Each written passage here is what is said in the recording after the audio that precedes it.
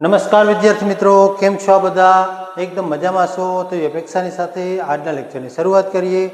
આપણે જે ચર્ચા કરેલી છે તેની અંદર જે અગાઉ આપણે ચર્ચા કરી તે શું હતું તો કે આર્ટિકલ્સની અંદર આપણે કેની તો કે એ અને એન આ બંને વિશેની માહિતી છે તે અગાઉ આપણે જોઈ ગયા છીએ. આજે જે માહિતી જોવાની છે તે છે આર્ટિકલ ધ. બરાબર, તો આર્ટિકલના બીજા ભાગની અંદર આપણે આજે ધ વિશેની સંપૂર્ણ માહિતી મેળવીશું. બરાબર, તો શરૂ કરીએ. ચાલો, સૌપ્રથમ જે અગાઉ પણ ચર્ચા કરી ગયા તે જ પ્રમાણે આર્ટિકલ્સ જે છે તેના બે ભાગ છે, ઇનડેફિનેટ અને ડેફિનેટ આર્ટિકલ. એટલે કે ચોક્કસ આર્ટિકલ અને અચોક્કસ આર્ટિકલ. અચોક્કસ આર્ટિકલની અંદર બેનો સમાવેશ થાય, એટલે કે એ અને બીજું એટલે કે એન. અને જ્યારે ચોક્કસ આર્ટિકલની અંદર જે સમાવેશ થાય છે તે એટલે ધ, અને જેની આજે આપણે ચર્ચા કરવાના છીએ. તો આર્ટિકલ ધ વિશે આજે આપણે માહિતી મેળવીશું. ચાલો, હવે આર્ટિકલ ધ ના અલગ અલગ ઉપયોગ છે, તે ક્યારે વપરાય, કઈ રીતે આવે, શું કાંઈ, તે એક પછી એક બધા નિયમો છે તેને આપણે જોઈશું. સૌ પ્રથમ જે છે તેની અંદર કોઈ પણ એકની એક વસ્તુ કે વ્યક્તિ, પ્રાણી કે પક્ષી, એકની એક બાબતનો ફરીને ચર્ચા કરવામાં આવે છે ત્યારે શું કીધું કે બીજી વખત કરવામાં આવે ત્યારે તેની આગળ આર્ટિકલ શું આવે છે તો કે ધ આવે છે. ટૂંકમાં કહીએ તો એક વ્યક્તિ વિશે ચર્ચા જ્યારે કરતા હોઈએ તો તેની બીજી વખત જ્યારે ચર્ચા આવે છે તો તેના નામની આગળ આર્ટિકલ ધ આવે છે. જોઈએ આપણે, ધીસ ઇઝ અ ગર્લ. અહીંયા ચર્ચા કોની છે તો કે છોકરીની. પછી બીજી વખત અહીંયા આવે છે ધ ગર્લ ઇઝ વેરી ક્લેવર. અહીંયા આર્ટિકલ શું આવ્યું છે તો કે ધ. શા માટે તો કે પ્રથમ વખત ધ, અહીંયા ગર્લ વપરાઈ ગયું, ગર્લ આવ્યું છે અને તેની આગળ નિયમ પ્રમાણે આર્ટિકલ એ અથવા એન આવે.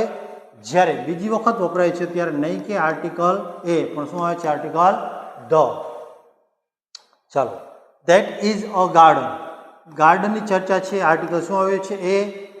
પ્રથમ વખત ચર્ચા થઈ ગઈ, બીજી વખત ગાર્ડનની જે ચર્ચા કરવામાં આવે છે તો ત્યારે આર્ટિકલ શું આવ્યું છે the. The garden is attractive. બરાબર, ટૂંકમાં કહીએ તો એકની એક બાબતની ચર્ચા બીજી વખત જ્યારે આવે છે ત્યારે આર્ટિકલ શું આવે, ધ આવે છે. ચાલો નેક્સ્ટ, મહાસાગર, અખાત, સમુદ્ર અને ખાડીઓના નામની આગળ આર્ટિકલ ધ આવે. શું આવે છે એની આગળ તો કે તે દરેકના નામની આગળ આર્ટિકલ ધ આવે છે. તો કે ધ ઇન્ડિયન ઓશન, અહીંયા જો આર્ટિકલ શું આવ્યું છે ધ. હિન્દ મહાસાગર તો આર્ટિકલ ધ આવ્યું છે. બાય ઓફ બેંગાલ તો આર્ટિકલ ધ. ટૂંકમાં કહે તો કોઈ પણ સમુદ્ર હોય, ખાડી હોય કે મહાસાગર હોય તો તેના નામની આગળ શું આવશે આર્ટિકલ ધ આવશે. ચાલો નેક્સ્ટ, વિશ્વની અજાયબી. જે અજાયબીઓ છે વિશ્વની અંદર નોંધાયેલી 7 અજાયબી, તે 7 અજાયબીના નામની આગળ આર્ટિકલ શું આવશે તો કે ધ આવશે. આપણી પાસે એક્ઝામ્પલ છે તો કે તાજમહેલ, તો તેની આગળ આર્ટિકલ ધ આવ્યું છે. વોલ ઓફ ચાઇના તો આર્ટિકલ ધ આવ્યું છે. એફિલ ટાવર તો તેની આગળ પણ આર્ટિકલ ધ જોવા મળે છે. બરાબર, તો આ ધ્યાનમાં રાખવાનું છે.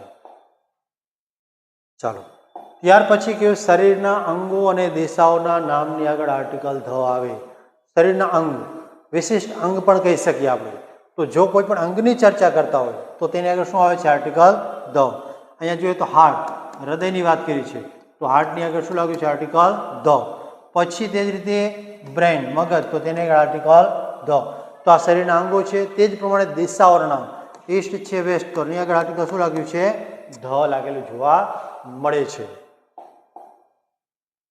ચાલો, ત્યાર પછી આપણને કહ્યું છે કોઈ શબ્દ આખી જાતિનું પ્રતિનિધિત્વ કરતો હોય, આખી જાતિ, નહીં કે કોઈ એક વ્યક્તિગત, પરંતુ સંપૂર્ણ જાતિ જે છે તેનું પ્રતિનિધિત્વ કરતો હોય ત્યારે તેને એક આર્ટિકલ ધ આવે છે.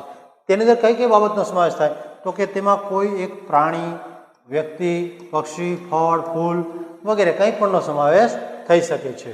ટૂંકમાં આખા વર્ગને જ્યારે તે પ્રતિપાદિત કરતો હોય ત્યારે શું આવે article the.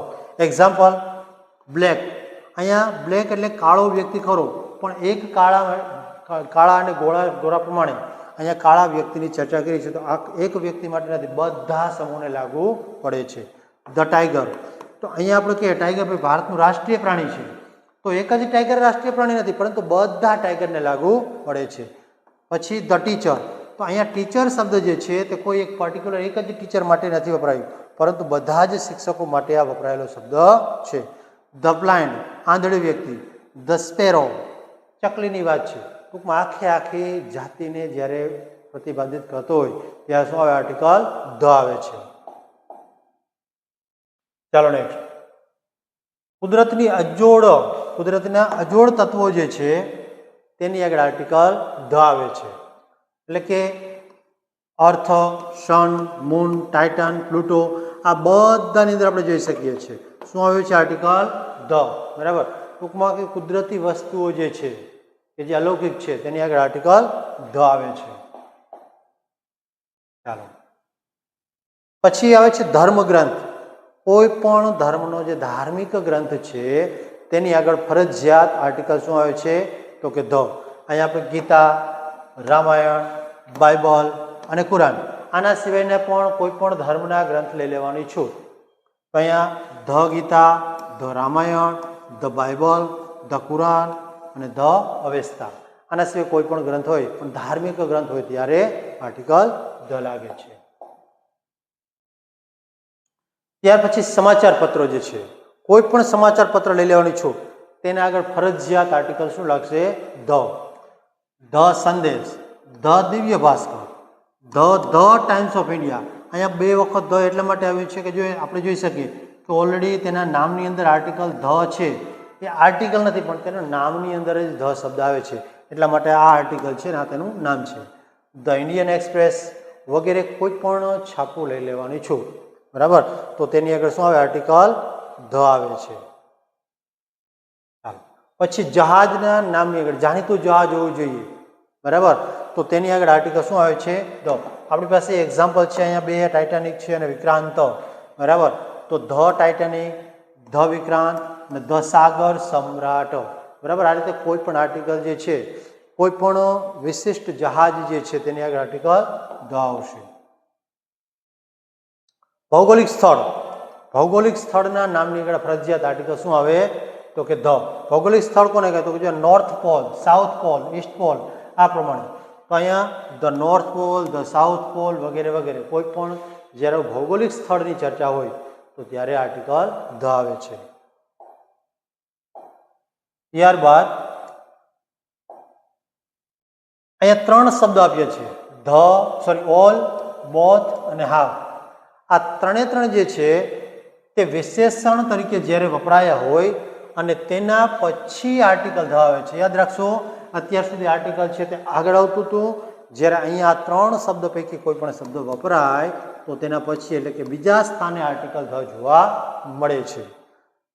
The all the girls, બધી જ છોકરીઓની ચર્ચા છે.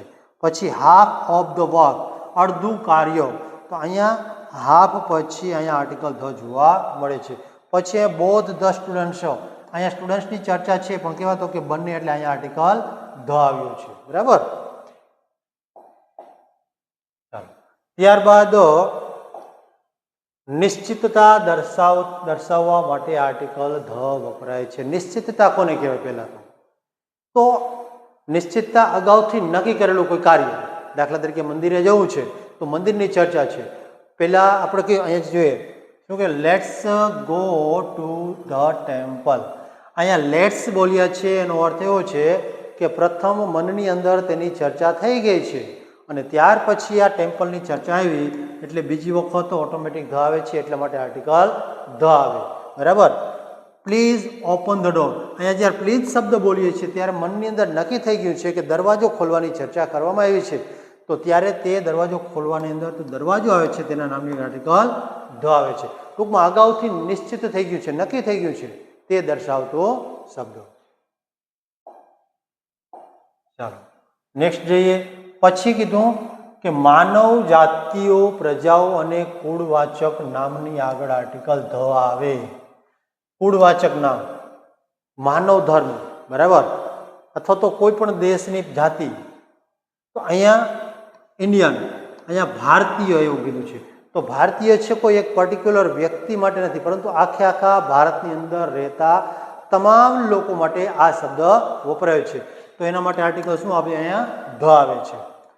પછી ઇંગ્લિશ, જે રીતે આપણે ભારતીય છીએ તે રીતે અંગ્રેજ, તો ઇંગ્લિશ શબ્દ વપરાય છે. તો તેના માટે ધ પાંડવાઝ, અહીંયા પાંડવ જે છે ઓલરેડી 5 છે આપણી પાસે, પણ તેમ છતાં પાંડવાના સમૂહ જે છે પાંડવોઝ, એના માટે આર્ટિકલ શું આવ્યું છે? ધ.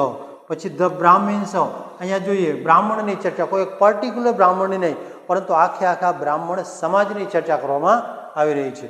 ધ રાજપૂત અને ધ સત્વારાઝ, બરાબર. આ આખી એક શું દર્શાવે છે? જાતિ દર્શાવે છે. તો તેની આગળ આર્ટિકલ ધ આવ્યું છે, બરાબર. ચાલો, ત્યારબાદ આ જે છે આર્ટિકલનો આપણે મુખ્ય ભાગ જોયો. હવે આના સિવાય આની અંદર કેટલાક અપવાદો છે તેની ચર્ચા હવે પછીના લેક્ચરની અંદર કરશું, અને તેની સાથે આ આર્ટિકલની એક્સરસાઇઝ છે તેની પણ ચર્ચા કરીશું. ત્યાં સુધી બેસ્ટ ઓફ લક. જય હિન્દ, જય ભારત.